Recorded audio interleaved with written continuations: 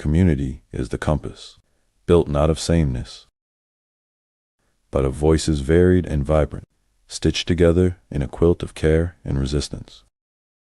Let difference be our strength, not our division. Well, to the folks out there, I'd like to say Ashe. And as usual, we like to start the show off by saying that we're grateful for something.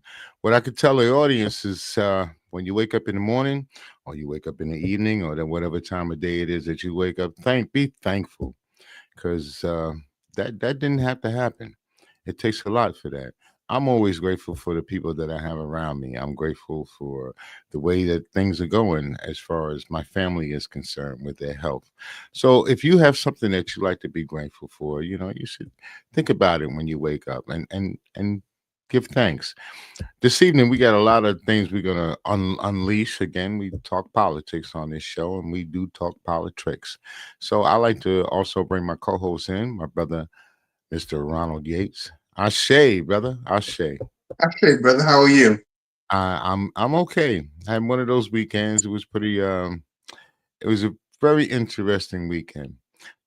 I hear a lot of things about the Democrats aren't doing anything, or I hear that people out here we're not doing anything to combat the what's going on as far as this administration and within our environment. I'm telling you now, brothers, them sisters is rolling, man. They're doing their thing, and I don't mean they're just doing their thing. They're actually out there in the streets doing stuff. I complain constantly about the different organizations and all of these people getting all these titles and all these different awards. And my question is, what in the hell did you do? If you look at our current situation, especially when we talk education, why aren't these organizations pulling together and putting maybe some after school programs together to start teaching our youth what they need for the future as far as STEM programs are concerned? I'm just wondering what's going on with us as a people. I mean, it's nice to receive the accolades and the awards, but I like to see some action being put forth. Like I talked to that brother last week, Mr. Khan. Remember, we had well, you didn't get an opportunity, my man, but I got an opportunity to speak to Mr. Tariq Khan, and he's a state representative from Philadelphia. This man, he got a lot to say, but he wasn't talking loud, saying nothing. He runs food banks. He's comes in as a nurse practitioner. He works well with the city workers. He does a lot of things that you can visibly see, and this is what I would like to see coming from us: things that we can visibly see, not just a little 5% of us, but the larger picture. Those of us that are actually out working hard, trying to build and bring us together. Ashe, brother, how's your weekend? My weekend was good, of course. Way too fast. You blink and it's Monday again. Yeah. But there is something that I think there's someone that we need to recognize. Over the weekend, we lost a very powerful sister, Sister Mm, Sada Shakur, um, right. passed in Cuba, where she had been living in exile for a number of years. Many folks may not know her story, but she was part of the Black Guerrilla Party, which was an offshoot of the Black Panther Party. And she was accused of shooting and killing a New Jersey state trooper. She was subsequently tried and convicted and given life plus 33 years. Ooh. When members of the organization went into the prison, broke her out, and she was able to eventually work her way to Cuba, where she was granted asylum under the Castro regime and lived there till she passed very recently. So, Sister Asada Shakur, Ashe, and rest amongst the ancestors. That's absolutely. I say. That's where it comes from, how we get an opportunity to communicate with our ancestors. And, it seems funny as we get older and older, it seems as though we actually recognize that we have ancestors and that there are things that we can look forward to as far as g- receiving knowledge from our ancestors. And that's why I asked that young man to come on. When he does come on, and he shows us an opportunity. He gives us an opportunity to look at the youth and how they view us as elders and how they think about their ancestors. Anyway, it was he's a good kid, and he taught me a lot, and I'm learning a lot about the youth of today. At one point, I didn't think very much because I didn't think that we were doing much, but the more I get to know this young man, the more that I'm learning that the youth is powerful.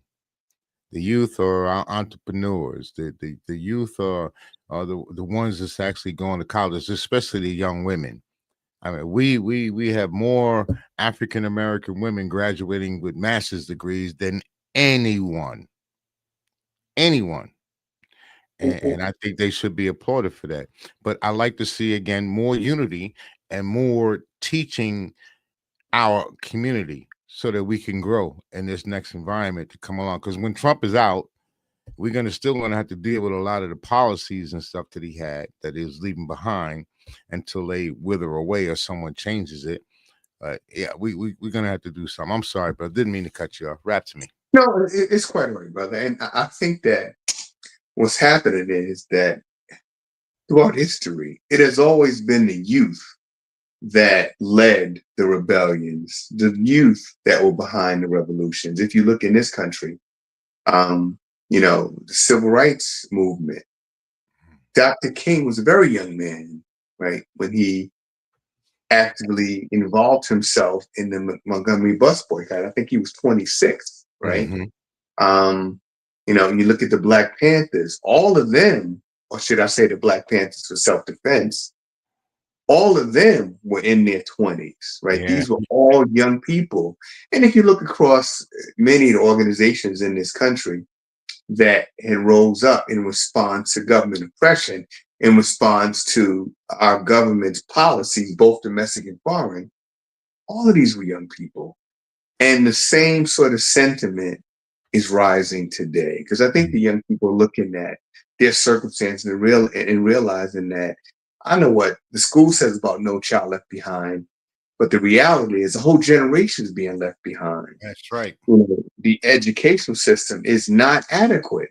It's not preparing them for the realities of the 21st century, the economic and social realities. In terms of our economy, it's unsustainable, right? We're putting out a lot more than we're taking in. So all of this is unsustainable. And I think the young people are looking at this and realizing if we're going to be in this country, then we need to fight like hell to maintain, well, I shouldn't say maintain, but to change what we have in this country. Because this country right now, it only works for the wealthy and powerful. It Mm-hmm. does not work for the poor and working class. And I think that is one of the driving forces behind the MAGA movement. Now, some people would say that we were stronger when we were segregated. I mean, you think about it, when we were segregated, we didn't have to rely on the federal government to educate us. We built our own damn schools. We built our own damn towns. We circulated monies throughout our own. We built our own economy, and it was growing, thriving, doing well without the help of the federal government and everybody else. I'm just wondering if this is something that we have to do again without the segregation. We don't have to be segregated, but I think we, the people, need to. I couldn't tell you how we can do it. I'm trying to tell you what needs to be done. I can't. I don't know all of the steps that it takes in order to get to where we need to be, but I do know that everybody can do something, and then if everybody puts a little something in, that we will grow, and we will prosper as a people. I've watched us. We are such a talented people, my Lord. Everywhere I go, I see us and see how intelligent, how bright we are. Especially these young kids, man. Wow, some of them just amaze you. They really do. Well, Let's get on into this Trump guy, man, because he's having mhm, that meeting right now with the military, and mhm, both of us are veterans, so mhm. I was watching part of the speech, and of course, he stood on the podium telling one lie after another. It seems like it was getting to the point where you didn't know what the hell he was talking about. He started talking about Wade, and I mean, the guy was just going off course. I think this guy is unhinged, and I'm hoping that these generals and military people, they don't have to follow an unlawful order. And a lot of this stuff with the deporting and stuff, it's been ruled unlawful. Judges have ruled what he's done with the Palestinians is to be unlawful. So I'm hoping that these generals fall in line and remember that they do not have to abide by or follow an unlawful order. Well, I think that this meeting, when you gather all of the top military commanders of all branches of the service and you bring them down to DC, or actually at Quantico, right outside DC, and then you have the president of the United States show up, that strongly suggests to me that this is more a gathering to test the loyalty of the upper echelons of the military, right? I think what they want to know, when I say they, I'm talking about Trump, Pete Hegseth, and other members of the cabinet. Who are these generals loyal to? Are they going to honor their oath to the Constitution and to the United States, or will they be beholden to Donald Trump and take an oath essentially to Trump? And I think at this time it's critical because right now what we have, Trump wants to station the National Guard in some of the largest cities. In fact, they're sending them to Portland, Oregon, where he claims, there's like chaos in the street, when in reality, there is none. But he said that he would authorize the military to use full force. What exactly is full force? Does that mean deadly physical force? Does that mean you're going to order the police to arrest and detain people? Or do you mean what will have is what happened in Kent State in 71, 72, when the National Guard opened fire and killed unarmed college students? Is that what we're heading to? Seems I think that's what he wants to know from these top commanders. Brother, you're a soldier. I'm a soldier. When they tell you to pull the trigger, man, that's what they mean. When they tell you to use it, there's only one kind of force that a soldier knows. There is no tap him on the shoulder and say, hey, we're going to arrest you. There's only one kind of force that you're taught. Move forward and keep firing. You know what I'm saying? Anything in your way. As a matter of fact, you're not even taught that people are people. You're taught that they're targets. That's it. Now, this guy wants to supposedly bring the National Guard in to back up law enforcement. I've been reading some of the amendments, and some of that is illegal as well. You're not supposed to do that as well. We have law enforcement. We don't need the National Guard to back up law enforcement unless we have an invasion, and we don't have an invasion here. I mean, I don't see any parachutes flying out of the air and Russians or whatever kind of other military is coming in here doing the destroying. As far as crime is concerned, we know who commits most of the crime, and it's not the migrants. Most of the migrants, they're trying to stay under the radar because they don't want to get taken away. So they're hiding. They're not the ones out committing the crime. We know who commits the crime in this country. The majority of the people that commit the crime, they don't look like you or I. So I'm just wondering, what the hell is he trying to do, man? Just administer fear? Well, that's exactly what he's trying to do, and it's working well. So just the other day, there was an incident in Michigan where a man drove, I think a pickup truck or something, into a Mormon church, opened fire with an assault rifle, and then set the church on fire. So Trump knows well the mentality of those that follow him, right? He knew, going back as far as January 6th, he knew pretty much what was going to happen when he said, and we're going to walk down to the Capitol.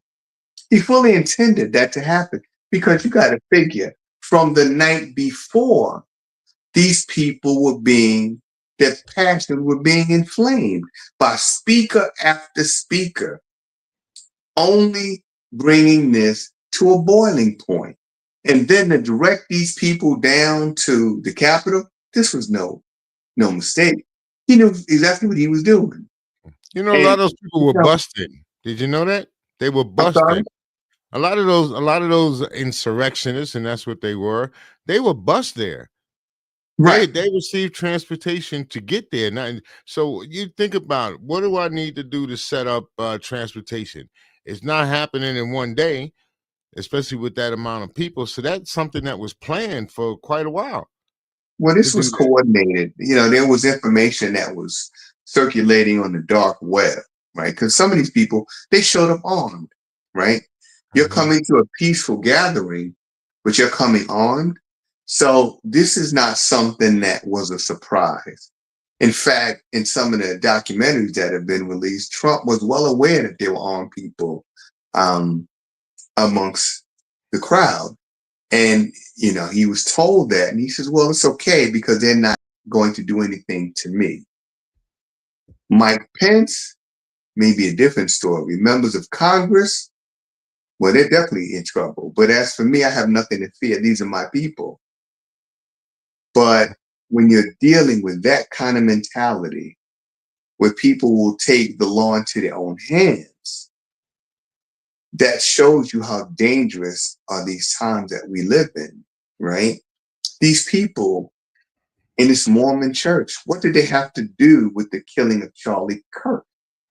Nothing. He said they weren't Christians. So here you got this guy who apparently believes in himself to be a Christian, and he believes that what he's doing is he has the right to do it because of, quote unquote, God gave him this right to do it.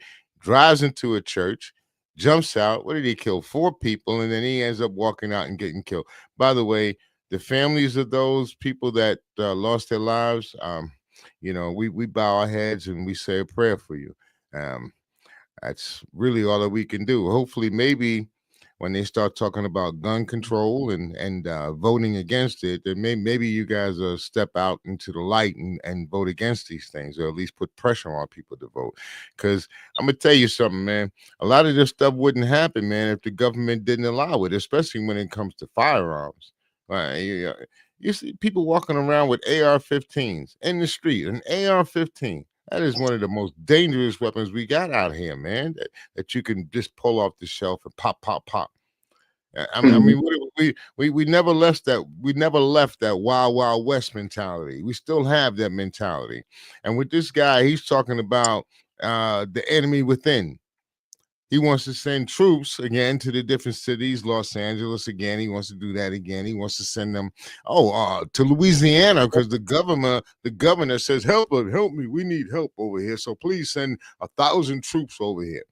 And he's sending all these military people to these different cities, talking about he's cleaning it up. He's cleaning it up. When they talk about that fraud, I don't mean to be skipping around, but when they talk about waste, fraud, and abuse, how much is it costing the American people to house, feed these National Guardsmen, transportation, all? How much is it costing us to have these people within our cities? Well, see, here's the thing, right? You're paying attention to that. But for the vast majority of people, what they're paying attention to is the distractions. They're paying attention to Charlie Kirk. They're paying attention to the Epstein file. They're paying attention to the prosecution or pending prosecution of people like James Comey. They're paying attention to the attempt to prosecute Adam Schiff of California and Letitia James, the Attorney General of the state of New York. Those are the distractions, because in reality, there is so much going wrong in this country that if we, the people, paid attention, there would be revolts in the street. We think that the economy is healthy because we're getting these predictions from Wall Street. We're getting, these top companies that are saying, well, the economy is healthy. Well, we can't just gauge the economy on how well wealthy people are doing. You know what I mean? They're a small percentage of the population. What is the vast majority of the US population? What is their economic status? How are they doing? But that's never what we talk about, right? So the idea is to keep people distracted, to keep people divided, to keep us fighting amongst each other for the few crumbs that fall from the table. And as long as we're willing to do that, well, the crumbs will just keep falling. Smaller amounts of crumbs, but nonetheless crumbs. And then they keep us against one another. They tell them they're better than we are, and they tell us that we're not nothing. We ain't worth anything. I've been hearing that over and over and over again about how we're not worth anything or how they're better than we are. They tell it to them too. And what LBJ, he had it hit the nail right on the head. All you got to do is tell them that you're better than somebody, and you don't have to steal anything. He'll give it to you. He'll give you all of his money. He'll vote for you. He'll do whatever you need him to do. You see, and this is what this guy Charlie Kirk did. That's what, and people don't realize how much money this man made off his hate speeches and the type of speeches, and they could say it's not hate speech, but it is. Okay. And we're talking about how we need to have a shooting every now and then so we can keep our Second Amendment rights. Yeah. And all these people walk around. I'm a patriot.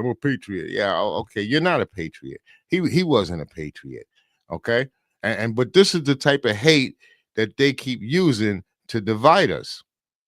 And they constantly keep dividing us. You look at some of those marches that they have, or look at some of them protests when the people get together and they walk around MAGA, MAGA, MAGA. It seems like it's oceans of them, like a whole sea of nothing but red MAGA hats. So is this telling me that this is all these people that hate me? Well, you have to keep in mind, right, that these crowds are artificially inflated to appear to be bigger.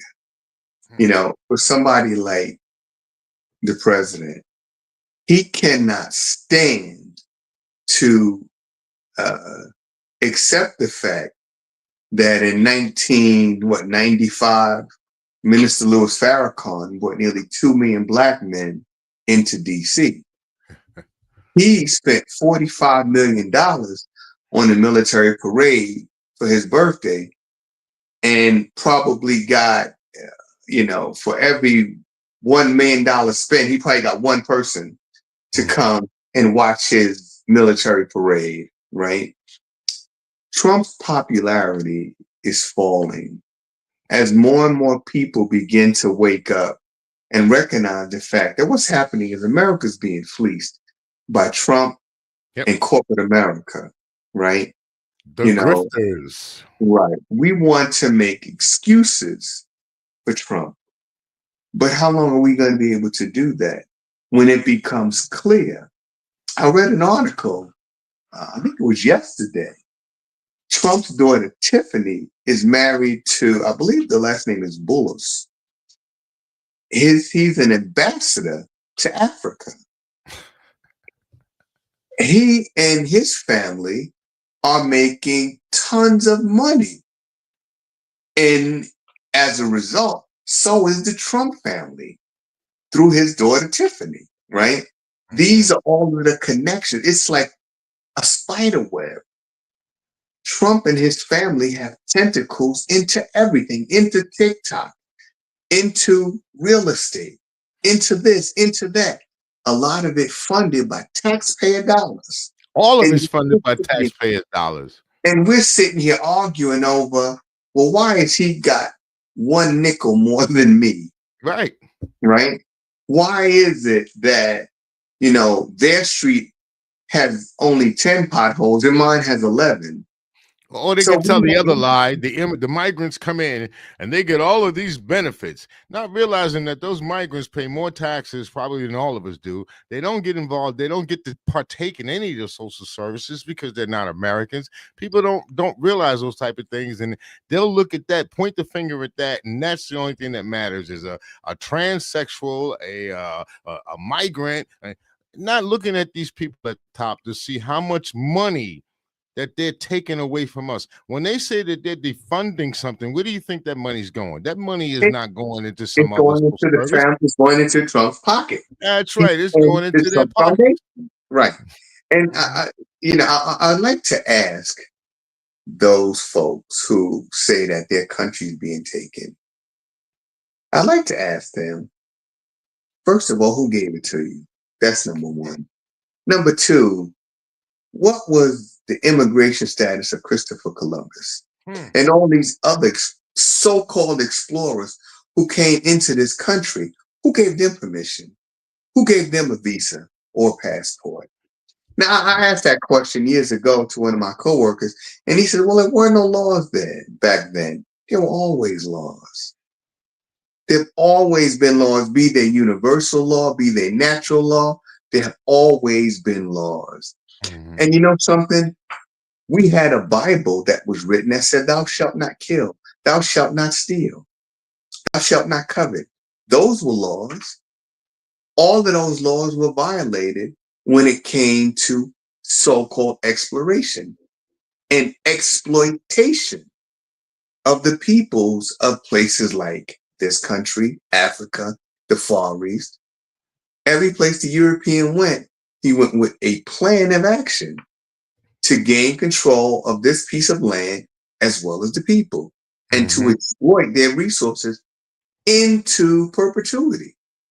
And now people in places like Africa and the Far East have woken up and said, and are saying, we're not going to allow this anymore. Nobody's taking advantage of the Far East anymore because China's risen. Japan is risen. These are now world powers. Africa is on the rise. India on the rise. Their birth rates are exploding. While in this country and in Europe, birth rates are flat, right? So there is a fear, a great fear amongst Europeans, not only of maybe some power rising like China, but also just the genetic annihilation. From you have Black men from Africa, Asian men coming into Europe, marrying European women. And these children that are born cannot be considered, Caucasian. They're not white.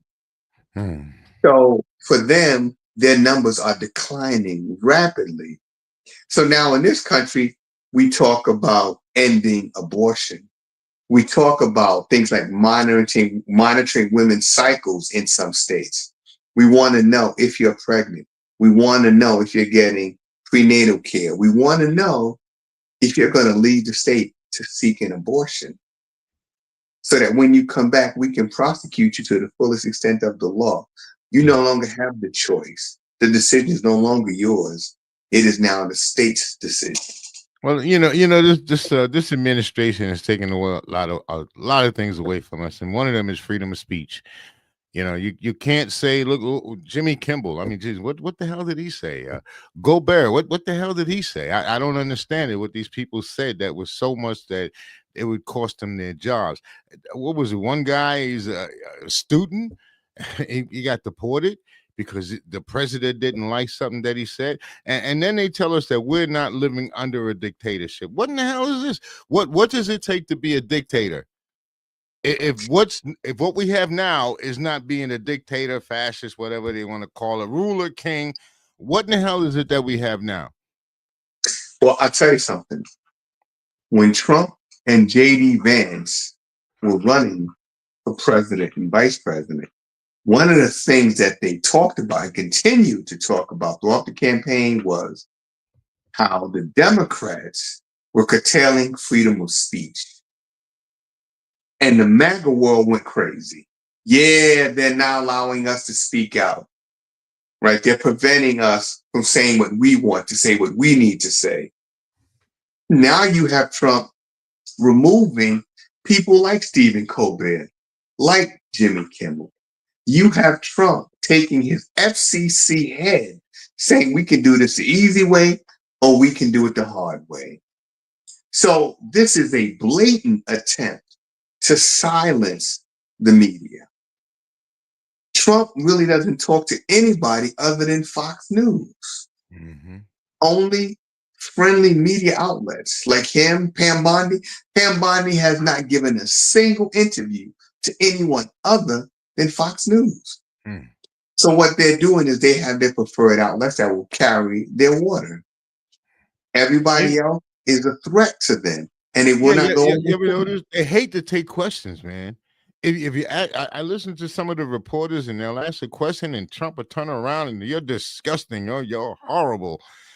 I don't understand it, man. How is it that you in a country where you're supposed to have freedom of press, the freedom of press, the freedom of speech, but yet you can't say anything if you say something against someone in power, as Trump is, you're going to jail or you may be deported or who knows what may happen to you. I mean, didn't Putin do all of that when the people or the depressed people they start disappearing? They even went as far as to get somebody with poison somewhere in another country because he didn't like what they had to say. Are we becoming that country? I think we already are. And the reality is that a lot of people now are beginning to see America for what America truly has been since its inception. If you ask the Native Americans about America, about the American creed, they're not going to give you the same story you're going to get from J.D. Vance and Heritage Foundation. If you ask Black people in this country, their view of America is definitely going to differ from the MAGA, from the MAGA supporters. We have different perceptions of America. And now people in this country, white people under Trump, are beginning to see what we saw, are beginning to now understand why we warned them about the dangers of the police state, when the police were basically an invading force in Black communities. Now they're on the street. Right Always now, have they're been on the from day streets in one. places like Los Angeles, right? They're going into Portland, they're going into Baltimore, they're in Baltimore, they're in DC.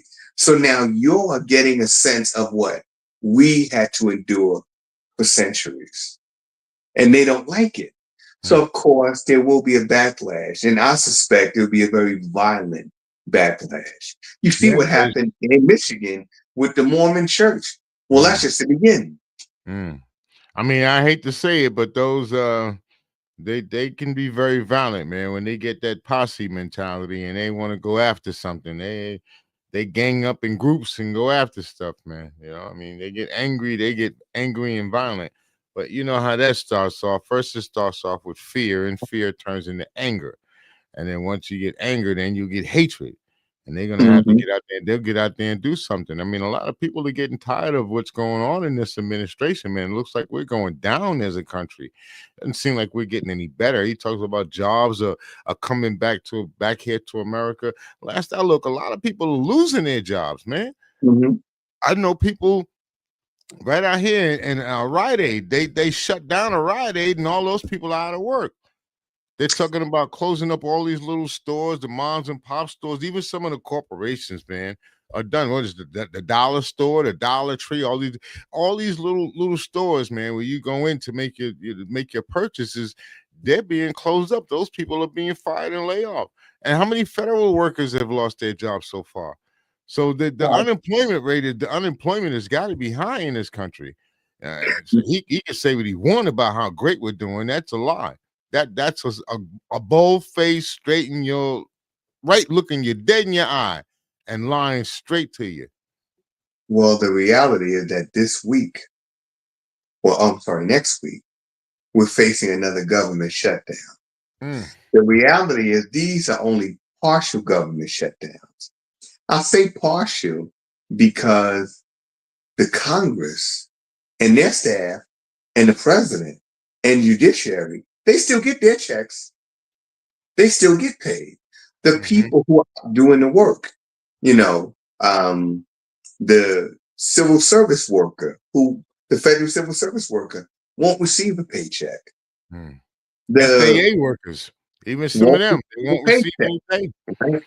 All of these people won't receive a paycheck, but the people who got them into this mess, who are behind these various shutdowns, oh, they're going to get their check. Mm-hmm. So what is the hurry in solving some of the issues affecting this country? There is none. In fact, the Speaker of the House, Johnson, he Mm-hmm. told his caucus to go home. They're not even in DC right now. There's a small contingent of Republicans who are left behind, but the vast majority of them have adjourned. Why? One, the shutdown is looming. And of course, there's political posturing. And the other one is with the Democrat being elected, I believe from Arizona the other day, bringing that number to 218 in the House, the Democrats now have enough votes to force them to turn over portions of the Epstein file. So in order to prevent that from happening, Johnson told his people, go home. We're not going to vote on that. All right, we're going to pick this up again next week. We're a little bit over our time. We do a little half an hour here. Thank you, people, for tuning in. We really, really appreciate you here on this network. We're going to be having some things coming up soon. We got some new guests and people coming up, and hopefully we'll have some decent shows for you. If you like us, give us a like. If you do that, then also hit that subscriber button. It doesn't cost you anything. It's actually pretty free. You get a chance, you guys who smoke cigars, go on down to IQ's over there. I forget. Yates IQ Cigar Lounge, correct? Yes, IQ Cigar Lounge, and it is in the Price Chopper Plaza in East Stroudsburg. Mm-hmm. Yeah. And I'm going to tell you, for all you guys, even if you don't smoke and you just like to have a nice atmosphere where you can sit back, relax, or you want to get up and have a good time, they got different events on different nights. So, yeah, I'm just go check them out. Willie Mays, that's another one. Go check her out, too. What is that? Farmhouse. Farmhouse. The Farmhouse is down on Main Street, and that's in Stroudsburg. It's actually two, one on Crystal Street, one on Main Street. Right. Well, the one on Main Street and Crystal Street happens to my grandson. He's manager, Isaiah. So you guys go in, say, hey, Pop Senior said hello, and you go talk to my man. I'm sure he'll take care of you and treat you right. Which one is he at? Crystal Street or Main Street? He's doing both. He's doing the new one that was just done, out in Wilkesboro, and he's doing I think he's doing all three of them actually right now. I think he's managing all three of them. So, okay. Yeah. Well, I'll let you know later on what he's doing. Anyway, thank you guys for tuning in. We really appreciate you tuning in. So we want to say thank you. Our way of saying thank you is Ashe, which gives us an opportunity to say thank you to our ancestors. You dig what I'm saying? The ones that came before us.